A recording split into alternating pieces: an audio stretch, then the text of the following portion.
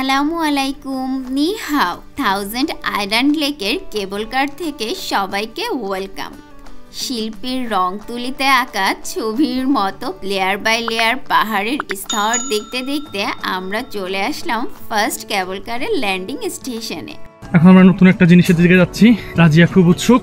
এটা হচ্ছে পিছলা খেয়ে আসতে হবে, এর জন্য আমাদের আবার টিকিট করতে হবে। যে সরসরি আমরা বাংলায় বলি, ছোটবেলায় নদীর পাড়ে পানি দিয়ে নদীর পাড় পিছলা করে বলতাম সরসরি, জিনিসটা এরকম। যে টায়ারের ভিতর বসিয়ে দিবে, দেন বেল্ট বেঁধে গো নিচে লুব্রিকেন্ট স্প্রে। আমরা স্ক্যান করে পেমেন্ট করি। এখন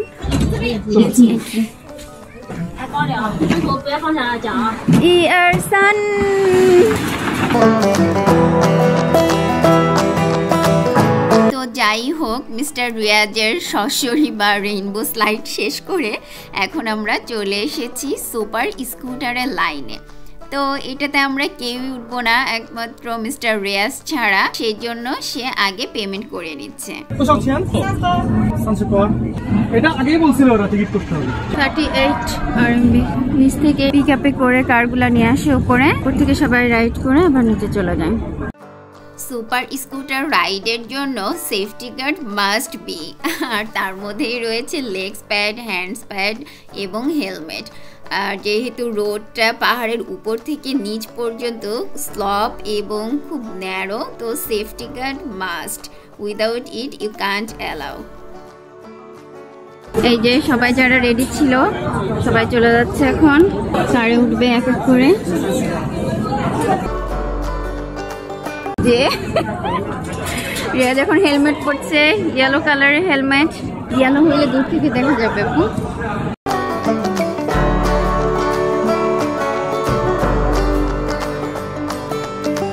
এদিকেই দেখতে পাচ্ছি সুপার স্কুটারের 3টি রো একদম রেডি, আর ন্যারো রোডের এক সাইডে পাহাড় এবং অপোজিট সাইডে কয়েক লেয়ারের টায়ার দেওয়া আছে ফর সেফটি পারপাস। আর যে কোনো ছোটোখাটো আনএক্সপেক্টেড ইনজুরি অ্যাভয়েড করার জন্য তো সবার সেফটি গার্ড পরাই আছে। এখন মিস্টার রিয়াজও তার সেফটি গার্ড পরে একদম রেডি এবং তার সুপার স্কুটারের দিকে চলে যাচ্ছে। আর আমরা ডাউন হিল কেবল কারে করে আমাদের স্টপেজের দিকে যাব। তো দেখা যাক কে আগে পৌঁছায়, আমরা নাকি মিস্টার রিয়াজ। আমরা কেবল কারে উঠেই চেষ্টা করছিলাম মিস্টার রিয়াজকে ডিটেক্ট করার জন্য। তার পজিশন আমরা দেখতে পাচ্ছিলাম সেকেন্ড লাস্ট থেকে সেকেন্ড পজিশনে। তো this is the first time he is trying this type of scooter. আর এই যে দেখতে পাচ্ছিলাম কেবল কার থেকে ন্যারো রোডটি, এই রোডটি দিয়েই একের পর এক সব সুপার স্কুটারগুলো যাচ্ছে।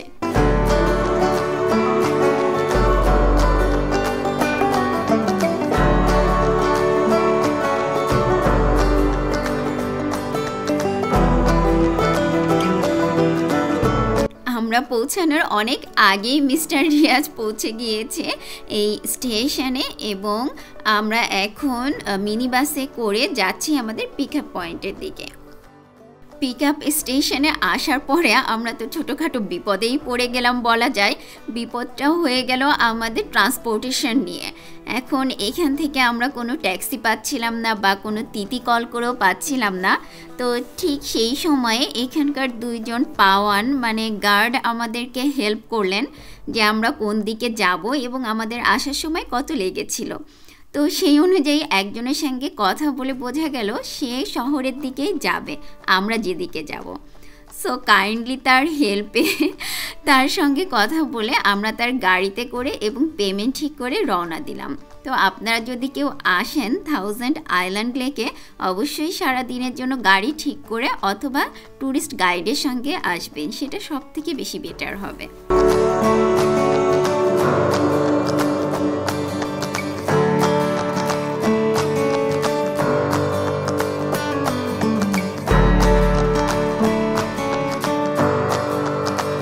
হোটেলে পৌঁছে ফ্রেশ হয়ে আমরা আবার বেরিয়ে পড়লাম।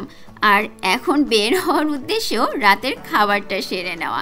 তো সেজন্য আমরা কিছু দূর এগিয়ে একটা ছোট বাজারও পেয়ে গেলাম।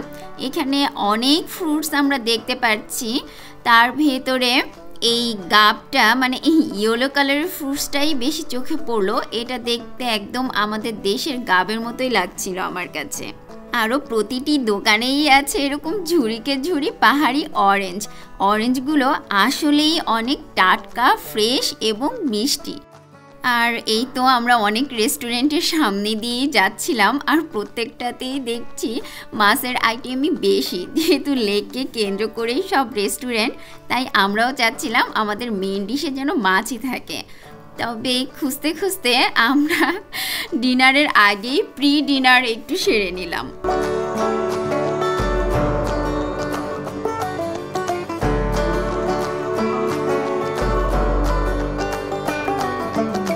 আমরা এই রেস্টুরেন্টটাতে চলে আসলাম। অনেক ফিশ আইটেম, এখন সিলেক্ট করতে হবে আমরা কোনটা কোনটা খাবো। ভেজিটেবল আছে,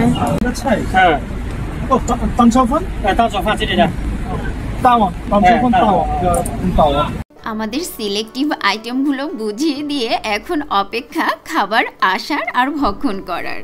আর এই তো আমাদের ডিনার চলে এসেছে। আমাদের স্পেশাল মাছ, আর মাছের সাথে ডিম ভাজি, এবং আছে তানচাও ফান মানে ফ্রাইড রাইস, এবং আমাদের পছন্দের থুতসি মানে আলু ভাজি। আর আমরা আসতেও দেরি করেছি রেস্টুরেন্টে, এই জন্য ম্যাক্সিমাম আইটেমই এখানে ক্লোজ হয়ে গিয়েছে, যেহেতু চাইনিজরা অনেক তাড়াতাড়ি ডিনার শেষ করে ফেলে। এই জন্য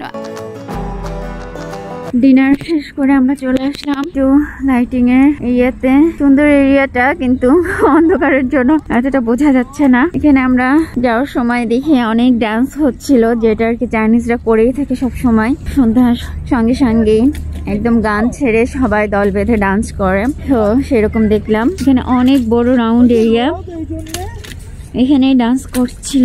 এখন আর দেখছি না, একদম ফাঁকা। তো এখন আমরা আস্তে আস্তে লেকের দিকে যাচ্ছি।